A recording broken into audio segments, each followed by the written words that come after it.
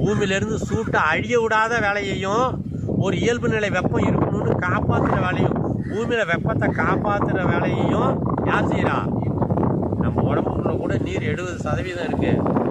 அந்த நீராக இல்லாமல் வெறும் காற்றா இருந்தாலும் உடம்புக்கு சூடு சீக்கிரம் ஆவியாயிருங்க.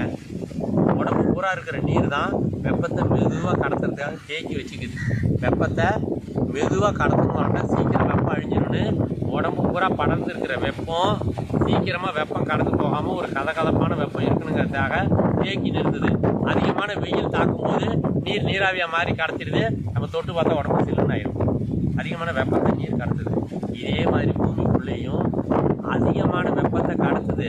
வெப்பம் குறைஞ்சி போனால் இதுவே படர்ந்து மூடிக்கிட்டு சீக்கிரம் வெப்பம் கடந்து போகாமல் நீர் சூடாகி பூமி பூரா படர்ந்து இயல்பு நிலை வெப்பத்தை நிறுத்துகிற வேலையையும் நீர் தான் செய்யுது.